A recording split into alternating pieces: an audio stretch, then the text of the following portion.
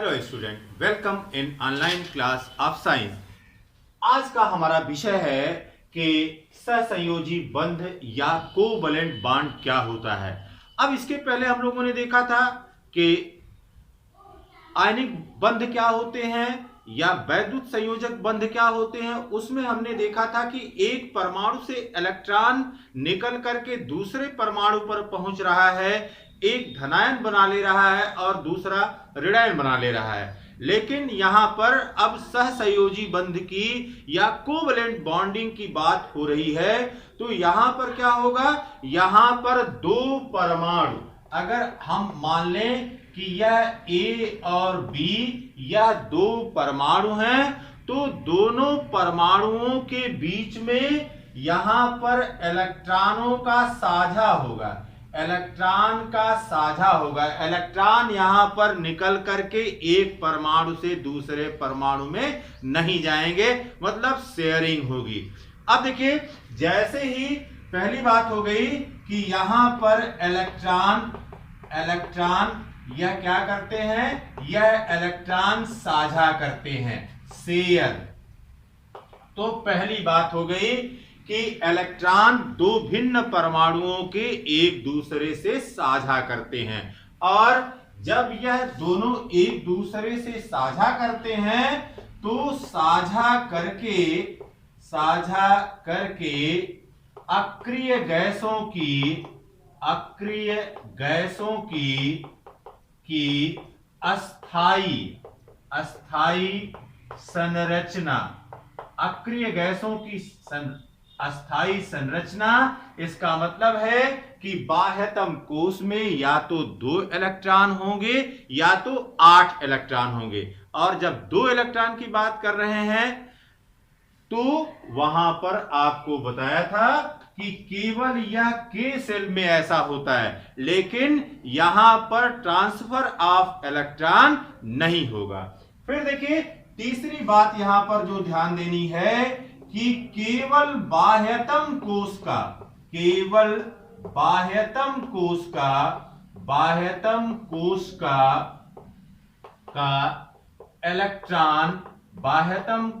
का इलेक्ट्रॉन यह साझा करता है। इसका मतलब है कि इनर सेल में ऐसी कोई बात नहीं होती है, केवल और केवल आउटर मोस्ट सेल के जो इलेक्ट्रॉन होते हैं वही केवल साझा करते हैं।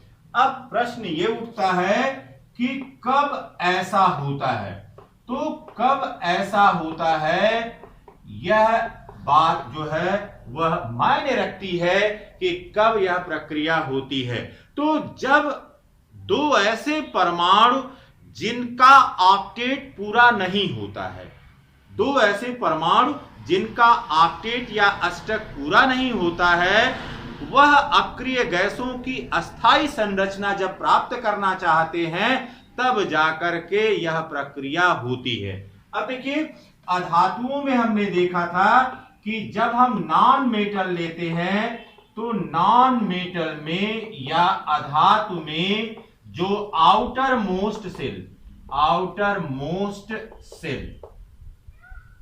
मोस्ट सेल में या बाह्यतम कक्षा में या तो 5 इलेक्ट्रॉन होंगे या तो 6 इलेक्ट्रॉन होंगे या तो 7 इलेक्ट्रॉन होंगे।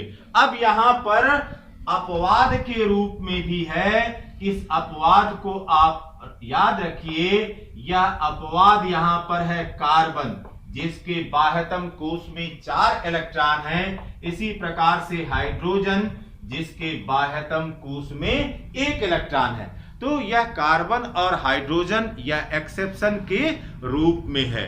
तो अब ये क्या करेगा, हमने बताया आपको कि जब इनका ऑक्टेट पूरा नहीं होता है, आउटर मोस्ट सेल में या बाह्यतम कक्षा में 5 इलेक्ट्रॉन, 6 इलेक्ट्रॉन अथवा 7 इलेक्ट्रॉन हैं, अब इस इलेक्ट्रॉन की कमी को पूरा करने के लिए यह आपस में साझेदारी करते हैं या आपस में शेयरिंग करते हैं। बचपन में आपने बहुत सा खेल खेला होगा, जब खिलाड़ियों की संख्या आपने देखा था कि विषम हो जाती है या आड हो जाती है, तो अब उसमें से एक को पहले बाहर निकाल करके हम संख्या को सम बना लेते हैं या इवन बना लेते हैं और उस खिलाड़ी को दोनों पार्टी में रख दिया जाता है, वो दोनों के साथ बॉलिंग करता है, दोनों के साथ बैटिंग करता है। इसका मतलब है कि उसकी काउंटिंग दोनों टीम में होती है। सेम यही बात इस कोवलेंट कंपाउंड में या सहसंयोजी यौगिक के साथ होती है। अब देखिए, जब सहसंयोजी बंध की बात कर रहे हैं तो सहसंयोजी बंध कैसे हो सकता है? सहसंयोजी बंध, पहली चीज आपको बताया कि यह सामान्यतः यह किस में हो रहा है? नॉन मेटल में। यह नॉन मेटल की प्रक्रिया है, नॉन मेटल्स में हो रहा है। और फिर एक ही प्रकार के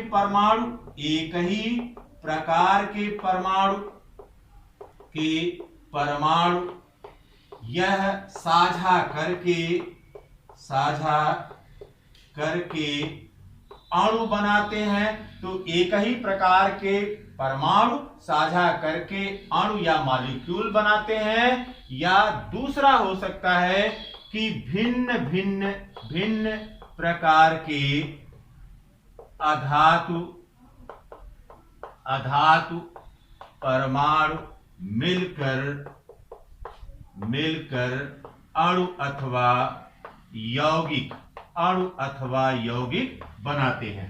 तो यह सहसंयोजी बंध यह दोनों दशाओं में बन जाता है। एक ही प्रकार के परमाणु आपस में मिलकर के बना सकते हैं इस प्रकार का बंध, या भिन्न प्रकार के परमाणु आपस में मिलकर के भी इस प्रकार के बंध को बना सकते हैं। अब एक या एक से अधिक इलेक्ट्रॉनों का साझा हो सकता है। देखिए यहां पर अब इस चीज को भी देख लें कि एक ही प्रकार के, जब हम कह रहे हैं कि एक ही प्रकार के, जैसे क्लोरीन का बनना Cl2, इसी प्रकार से O2 ऑक्सीजन का बनना, इसी प्रकार से N2। अब इसमें देख रहे हैं कि एक ही प्रकार के परमाणु हैं, क्लोरीन के दो परमाणु मिलकर के क्लोरीन का अणु बना रहे हैं, ऑक्सीजन के दो परमाणु मिलकर के ऑक्सीजन का अणु बना रहे हैं, इसी प्रकार से नाइट्रोजन के दो परमाणु मिलकर के नाइट्रोजन का अणु बना रहे हैं। लेकिन अब फिर आप देख सकते हैं कि यहीं पर अगली प्रक्रिया भी हो सकती है कि भिन्न प्रकार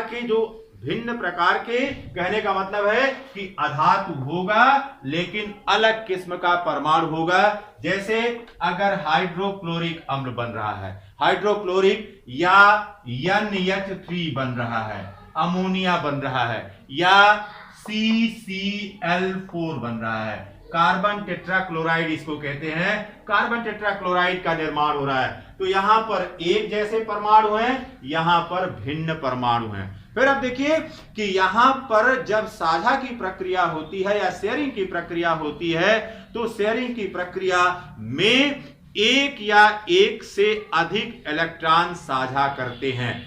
फिर अब एक या एक से अधिक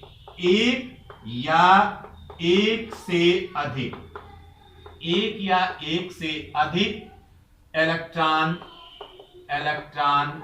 साझा करते हैं।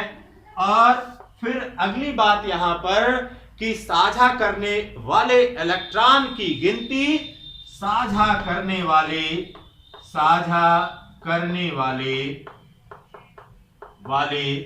इलेक्ट्रॉन की गिनती दोनों परमाणुओं के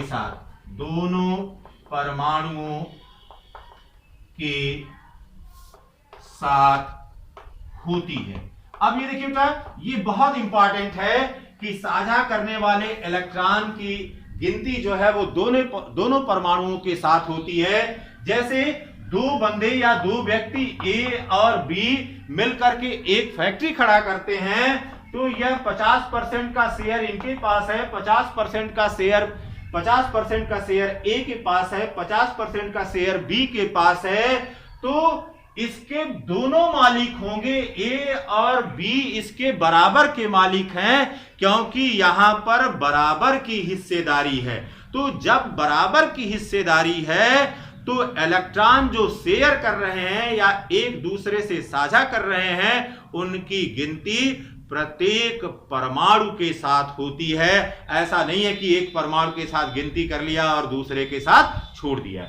अब यहां पर देखिए, हमने कहा कि एक या एक से अधिक इलेक्ट्रॉन साझा करते हैं, तो जब एक या एक से अधिक इलेक्ट्रॉन साझा करते हैं तो उसके आधार पर सहसंयोजी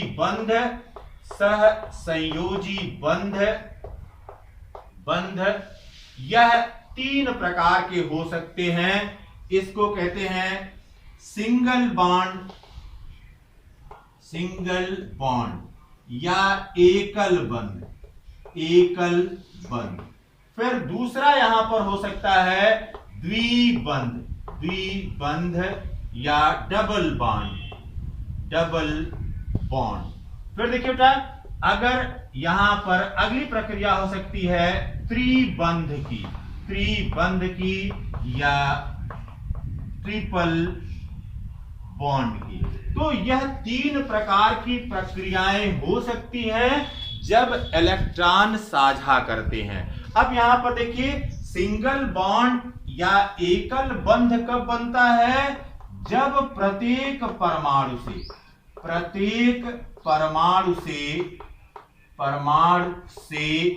एक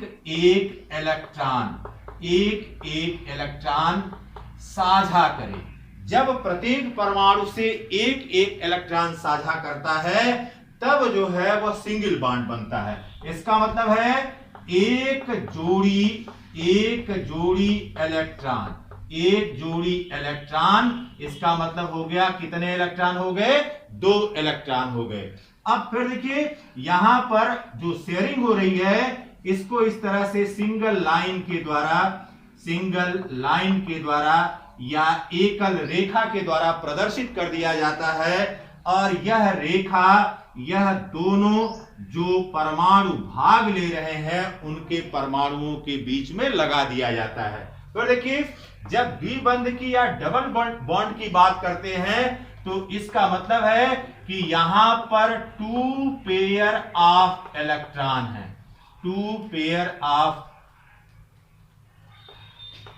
इलेक्ट्रॉन है, 2 जोड़ी इलेक्ट्रॉन है और 2 जोड़ी यह बराबर हो गया 4 इलेक्ट्रॉन के। तो 2 जोड़ी यह 4 इलेक्ट्रॉन के बराबर हो गया। इसका मतलब है कि यहां पर जो साझा होगा वह साझा 4 इलेक्ट्रॉन का होगा। 2 इलेक्ट्रॉन एक परमाणु से और 2 इलेक्ट्रॉन एक परमाणु से यह मिलकर के साझा करेंगे और इनके बीच में, परमाणुओं के बीच में यहां पर इस प्रकार की 2 रेखा लगा दी जाती है। 2 सिंगल लाइन इस तरह से लगा दी जाती है और यह बताती है कि यह डबल बॉन्ड है। पर देखिए, ट्रिपल बॉन्ड या त्रिबंध क्या होता है? जब तीन जोड़ी इलेक्ट्रॉन साझा करते हैं, 3 जोड़ी इलेक्ट्रॉन साझा करते हैं तो 3 पेयर इज इक्वल टू हो गया 6 इलेक्ट्रॉन। यहां पर 3 पेयर ऑफ इलेक्ट्रॉन का मतलब हो गया 6 इलेक्ट्रॉन और 3 इलेक्ट्रॉन एक एटम से और 3 इलेक्ट्रॉन एक एटम से यह एक दूसरे से साझा करते हैं। और फिर यहां पर परमाणुओं के बीच में इस प्रकार की 3 रेखा खींच दी जाती है और वह 3 रेखा बताती है कि किस प्रकार से इनके बीच में त्रिबंध बन रहा है। यह त्रिबंध संख्या बताती है और इन सबका मूल उद्देश्य है या प्रमुख उद्देश्य है अपने अष्टक को पूरा करना और अक्रिय गैसों की अस्थायी संरचना को प्राप्त करना। अब देखिए, सबसे पहले आते हैं सिंगल बॉन्ड पर या एकल बंध पर आते हैं और देखते हैं कि एकल बंध वह किस प्रकार से बनते हैं और एकल बंध में कब मॉलिक्यूल या अणु बनते हैं। तो सबसे पहला हम लोग ले रहे हैं एकल बंध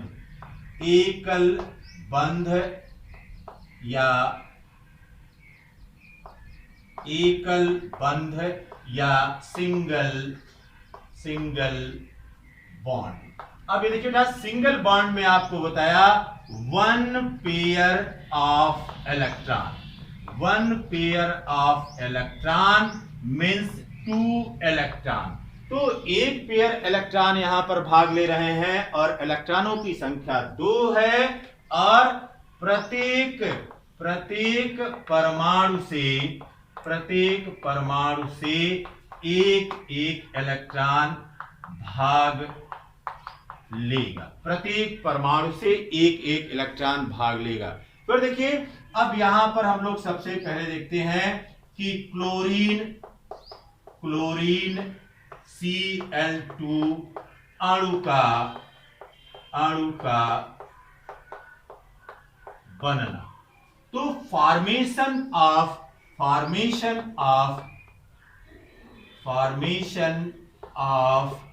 Cl2 मॉलिक्यूल। क्लोरीन के जो अणु है उसका निर्माण किस प्रकार से होता है उसको देखने के लिए अब देखिए, एटॉमिक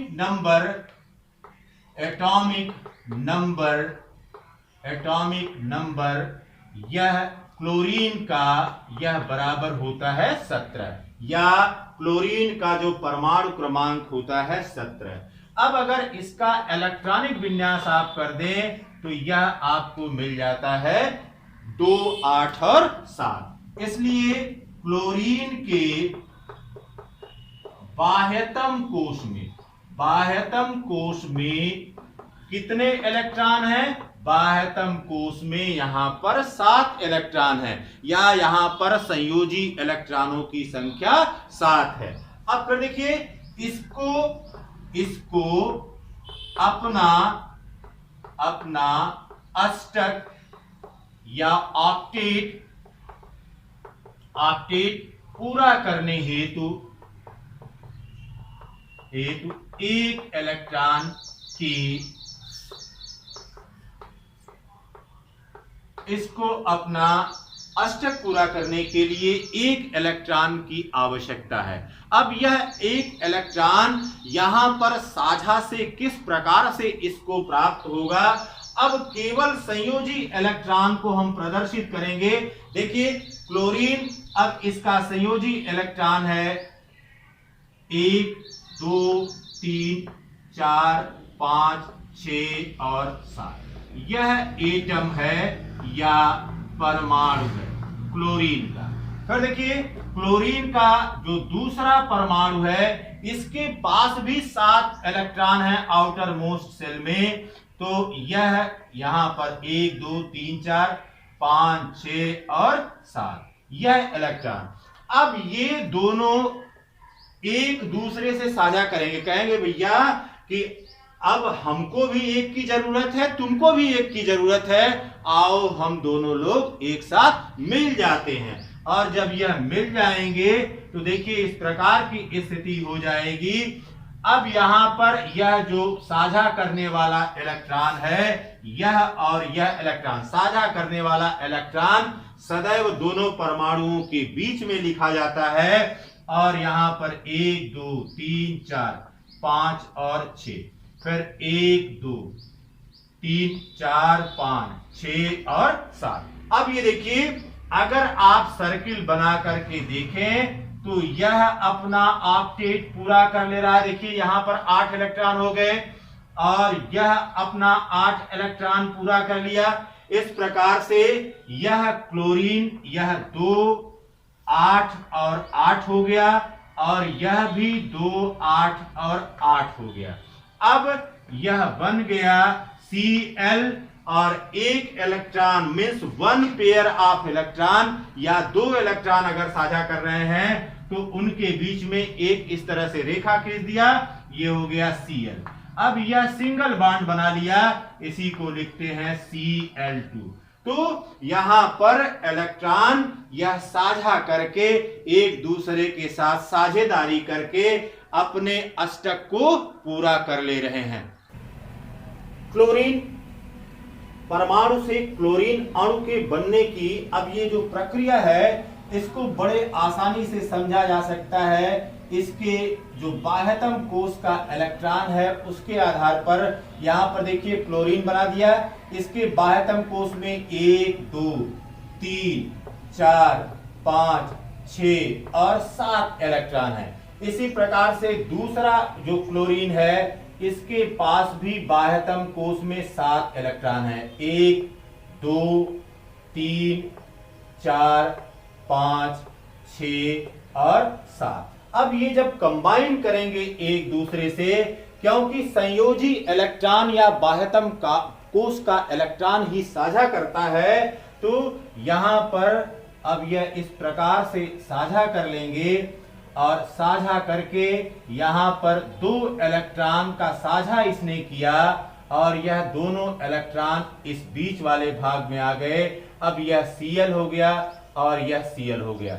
अब 1 2 3 4 5 6 इसी प्रकार से 1 2 3 4 5 और 6। हमने बताया कि साझा करने वाले इलेक्ट्रॉनों की गिनती दोनों परमाणुओं के साथ होती है।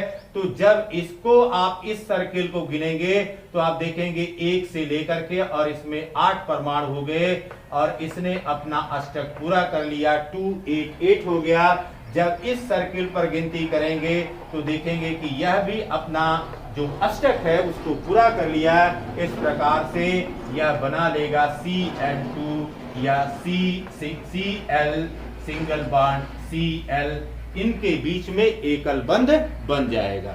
फिर अब देखिए दूसरा एक एग्जांपल देखते हैं कि किस प्रकार से हाइड्रोजन क्लोराइड में HCl का बनना, फॉर्मेशन ऑफ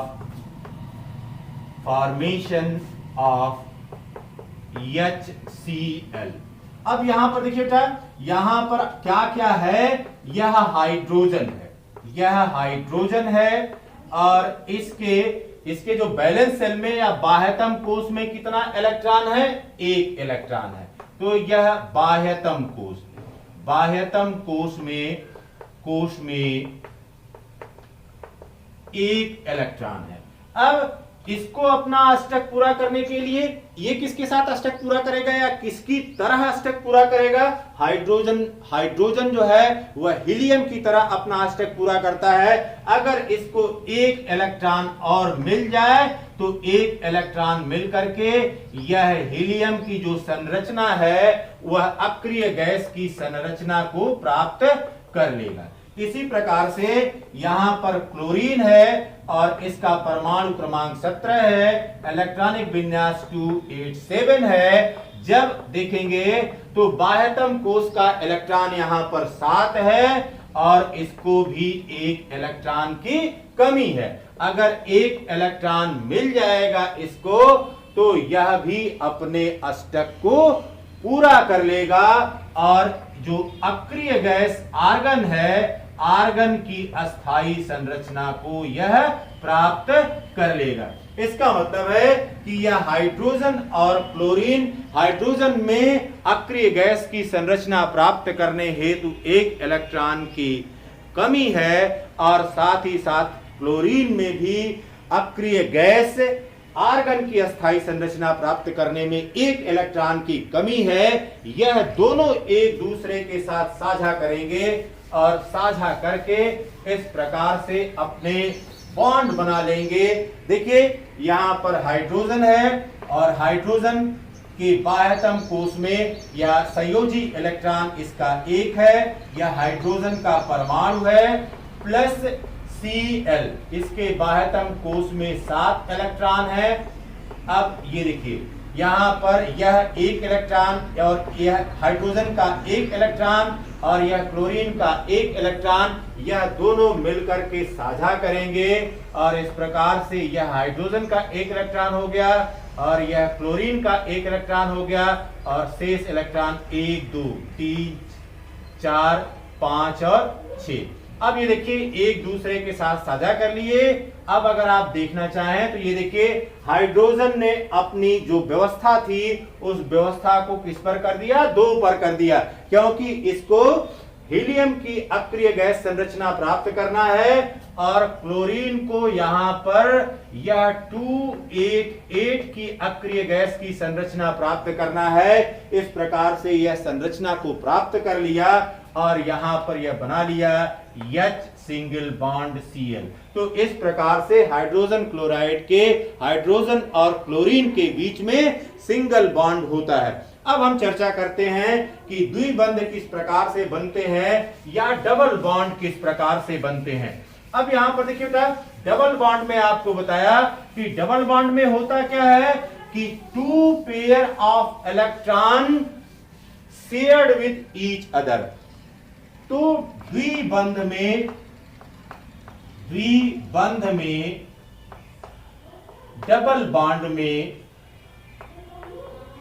डबल बॉन्ड में यहां पर जो साझे के इलेक्ट्रॉन हैं, साझे के इलेक्ट्रॉन, इनकी कुल संख्या कितनी होती है? इनकी कुल संख्या 4 होती है। और यहां पर बताया था आपको कि 2 pair of electron means total 4 electron combined with each other or share with each other to gain their inert gas configuration या अक्रिय गैस की अस्थायी संरचना प्राप्त करने हेतु। अब देखिए, जैसे ऑक्सीजन है, ऑक्सीजन का बनना यहां पर हम देखते हैं कि ऑक्सीजन O2 का बनना या फॉर्मेशन ऑफ O2। अब यहां पर देखिए बेटा, ऑक्सीजन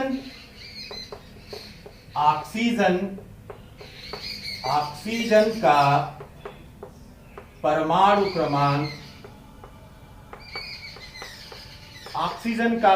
क्रमांक 8 होता है। जब इसका इलेक्ट्रॉनिक विन्यास करते हैं तो इलेक्ट्रॉनिक विन्यास हमको 2 और 6 मिलता है। इसका मतलब हुआ कि इसके बाह्यतम कोश में इलेक्ट्रॉन की संख्या यह बराबर कितनी है? 6 है। तो अब इसको अक्रिय गैस की अस्थायी संरचना प्राप्त करने के लिए 2 इलेक्ट्रॉनों की कमी है। अब 2 इलेक्ट्रॉनों की कमी है। देखिए, यहां पर इसके पास 6 इलेक्ट्रॉन है। यह ऑक्सीजन है, ये 6 इलेक्ट्रॉन इसके पास है।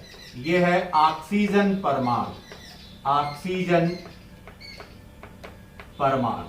फिर यह दूसरे ऑक्सीजन परमाणु से यह जुड़ेगा। यहां पर इसके पास भी बाह्यतम कोश में 6 इलेक्ट्रॉन है। यह भी ऑक्सीजन परमाणु है। अब यह जो बाह्यतम कोश के इनके इलेक्ट्रॉन हैं, इसको 2 इलेक्ट्रॉन की कमी है, इसको भी 2 इलेक्ट्रॉन की कमी है। तो यह दोनों अब अपने 2 इलेक्ट्रॉनों की कमी को पूरा करेंगे।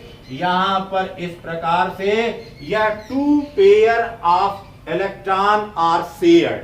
तो 2 जोड़ी इलेक्ट्रॉनों की यहां पर साझेदारी हो गई और इस प्रकार से यह इलेक्ट्रॉन यहां पर शेष बचे हुए इलेक्ट्रॉन हमने लिख दिया। इसको लोन पेयर इलेक्ट्रॉन कहते हैं। और इस प्रकार से यह बना लिया O डबल बॉन्ड O। और इसके जो लोन पेयर इलेक्ट्रॉन है, यह लोन पेयर इलेक्ट्रॉन आप चाहें तो यहां प्रदर्शित कर दें, अन्यथा ऐसे ही छोड़ दें। इस प्रकार से यह ऑक्सीजन परमाणु को बना देता है।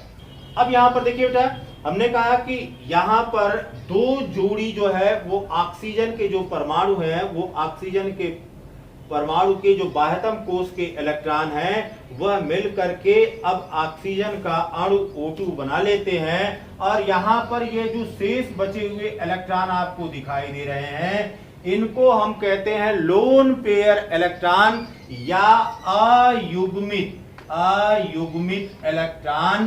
तो ऐसे इलेक्ट्रॉन जो बंध बनाने की प्रक्रिया में भाग नहीं लेते हैं, उन इलेक्ट्रॉनों को हम लोन पेयर इलेक्ट्रॉन या अयुग्मित इलेक्ट्रॉन कहते हैं। अब बात करते हैं त्रिबंधकी की ट्रिपल बॉन्ड क्या होता है। तो इसमें 3 जोड़ी इलेक्ट्रॉन साझा करते हैं और 3 पेयर ऑफ इलेक्ट्रॉन का मतलब है कि यहां पर इलेक्ट्रॉनों की संख्या 6 है। अब इसको 3 इस तरह से छोटी रेखाओं के द्वारा प्रदर्शित करते हैं और जो दो परमाणु या दो से अधिक जो भी परमाणु इसमें भाग ले रहे हैं उन परमाणुओं के बीच में इसे लगाया जाता है। अब यहां पर देखिए कि नाइट्रोजन का जो अणु है वह नाइट्रोजन का अणु किस प्रकार से बनता है इसको समझा जाता है या समझते हैं कि किस प्रकार से बन रहा है। यहां पर देखिए नाइट्रोजन आप जानते हैं कि इसका परमाणु क्रमांक 7 है और जब इलेक्ट्रॉनिक विन्यास करेंगे तो 2 और 5 हो जाता है। इसका मतलब है कि यहाँ पर बाह्यतम कोश में इसके इलेक्ट्रॉनों की संख्या कितनी है? 5 इलेक्ट्रॉन है। अब इस नाइट्रोजन के ऑक्टेट को पूरा होने में 3 इलेक्ट्रॉनों की कमी है। वह 3 इलेक्ट्रॉन कहां से लेगा? वह 3 इलेक्ट्रॉन किसी दूसरे हाइड्रोजन परमाणु के साथ किसी दूसरे नाइट्रोजन परमाणु के साथ साझा करके यह प्रक्रिया बनाएगा। यहाँ पर यह नाइट्रोजन यह 3 और 2 5 संयोजी इलेक्ट्रॉन हो गए। अब यह दोनों जब क्रिया करेंगे तो इस प्रकार से यह नाइट्रोजन और नाइट्रोजन की यह जो 3 बाह्यतम कोश के प्रत्येक परमाणु से 3 इलेक्ट्रॉन यह साझा करेगा और इस प्रकार से अब ये देखिए इसका अष्टक पूरा हो जाएगा और इसका भी अष्टक पूरा हो जाएगा और दोनों अपने बाह्यतम कोश की संख्या को 2 और 8 पर यह भी 2 और 8 पर पहुंचा देंगे और अक्रिय गैसों की जो अस्थाई संरचना है कि बाह्यतम कोश में 8 इलेक्ट्रॉन होने चाहिए उसको यह पूरा कर लेंगे और N ट्रिपल बॉन्ड N हो जाएगा और यहां पर 2 इलेक्ट्रॉन बचे रह जाएंगे, यहां पर 2 इलेक्ट्रॉन बचे रह जाएंगे। यह इलेक्ट्रॉन लोन पेयर इलेक्ट्रॉन कहलाएंगे और इस प्रकार से यह N2 जो अणु है या नाइट्रोजन का अणु है उस नाइट्रोजन के अणु का निर्माण हो जाएगा। अब देखिएगा सहसंयोजी यौगिक किसे कहते हैं या कोवैलेंट कंपाउंड किसे कहते हैं? ऐसे कंपाउंड या ऐसे यौगिक जिसमें कोवैलेंट बॉन्ड होता है, जिसमें सहसंयोजी बंध होता है, ऐसे यौगिकों को हम सहसंयोजी यौगिक कहते हैं। मीन्स वहां पर साझेदारी वाला बंध होना चाहिए। तो साझेदारी वाले बंध के साथ जो यौगिक बनता है ऐसे यौगिकों को हम सहसंयोजी यौगिक कहते हैं। जैसे पानी है, H2O है, अमोनिया है, हाइड्रोजन सल्फाइड है, हाइड्रोजन क्लोराइड है, मेथेन है, एथेन है, एथेनॉल है या C2H5OH है। इस प्रकार से बहुत से यौगिक हैं जो कि कोवैलेंट यौगिक होते हैं। इनको हम मॉलिक्यूलर कंपाउंड भी कहते हैं क्योंकि यहां पर अणुओं का संयोग होता है, इसलिए सहसंयोजी यौगिकों को हम मॉलिक्यूलर कंपाउंड भी कहते हैं। प्यारे बच्चों, अगर वीडियो आपको अच्छा लगा है तो आप लाइक करिएगा, शेयर करिएगा और चैनल को सब्सक्राइब कर लीजिएगा। Have a nice day.